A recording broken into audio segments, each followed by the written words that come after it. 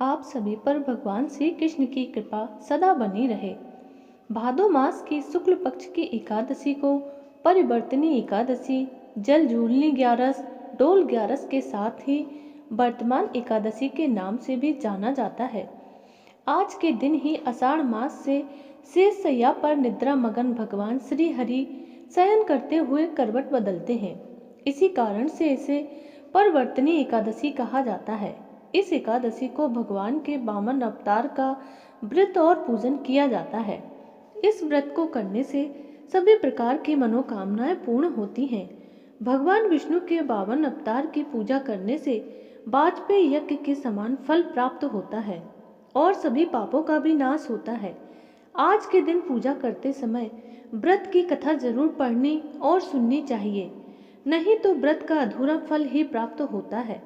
जो भक्त किसी भी वजह से व्रत रखने में समर्थ नहीं हो, उन्हें भी पूजा करके व्रत की कथा जरूर सुननी और पढ़नी चाहिए।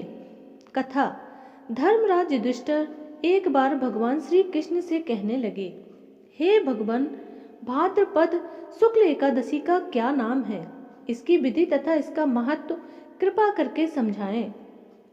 तब भगवान श्री कृष्ण इस प्रकार कहने लगे कि यह स्वर्ग और मोक्ष को देने वाली तथा सभी पापों का नाश करने वाली उत्तम वामन एकादशी का महत्व मैं तुमसे कहता हूँ। तुम ध्यान पूर्वक सुनो। यह एकादशी जयंती एकादशी भी कहलाती है। इसको करने से वाजपेयी यज्ञ का फल मिलता है।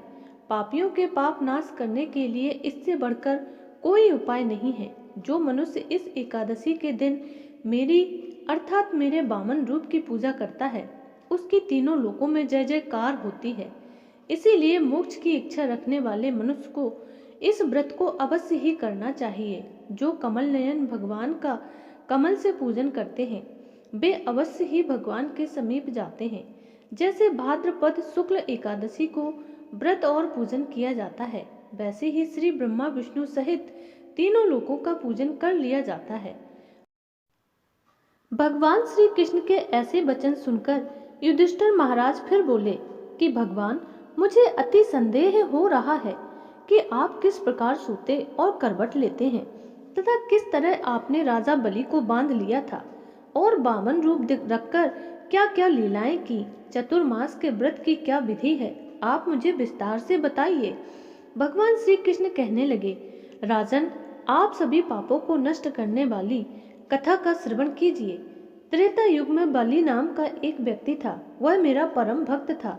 विविध प्रकार से वेद सूक्त से वह मेरा पूजन किया करता था और नित्य ही ब्राह्मणों को पूजन तथा यज्ञ का आयोजन भी किया करता था। लेकिन देवराज इंद्र के कारण उसने इंद्रलोक तथा सभी देवताओं को जीत लिया। इस कारण सभी देवता एकत्र होकर के सोच विचार कर भगवान के पास गए। सभी देवता प्रभु के निकट जाकर और नतमस्तक होकर वेद मंत्रों द्वारा भगवान का पूजन और स्तुति करने लगे।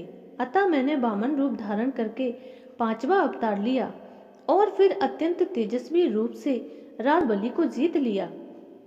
भगवान के ऐसे वचन सुनकर धर्मराज युधिष्ठिर ने फिर से पूछा, जनार्दन, आपने वामन रूप धारण करके उस महाबली राजा को किस प्रकार जीता था? श्री कृष्ण कहने लगे, मैं वामन रूपधारी ब्रह्मचारी ने बाली से 3 पग भूमि की दान देने का वचन लिया। राजा बलि ने इसे ईश्वर की आज्ञा समझकर 3 पग भूमि का संकल्प मुझको दे दिया और फिर मैंने अपने वामन रूप को बढ़ाकर विशाल कर लिया।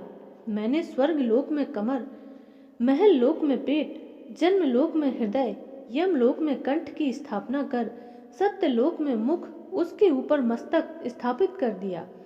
सूर्य, चंद्रमा आदि सभी ग्रह, योग, नक्षत्र, देवता और शेष आदि सभी नाग गणों ने विविध प्रकार से वेद सूक्त से प्रार्थना की। तब मैंने राजा बलि का हाथ पकड़कर कहा कि एक पग से पृथ्वी, दूसरे से स्वर्ग लोक पूर्ण हो गए हैं। अब बताओ मैं अपना तीसरा पग कहाँ रखूं? बलि ने तीसरे पग के लिए मेरे सामने अपना मस्तक झुका दिया और मैंने अपना पैर उसके मस्तक पर रख दिया। फिर उसकी विनती और नम्रता को देख करके मैंने उससे प्रसन्न होकर कहा, मैं हमेशा तुम्हारे निकट ही रहूंगा। विरोचन पुत्र बलि से कहने पर के कहने पर भाद्रपद शुक्ल एकादशी के दिन बलि के आश्रम पर मेरी मूर्ति स्थापित हुई। इसी प्रकार दूसरी सागर में शेषनाग के पृष्ठ पर इस एकादशी को भगवान शयन करते हुए करवट लेते हैं। इसीलिए तीनों लोकों के स्वामी भगवान विष्णु का उस दिन पूजन अवश्य करना चाहिए। यह थी परिवर्तनीय एकादशी की कथा। तो बोलो विष्णु भगवान की जय।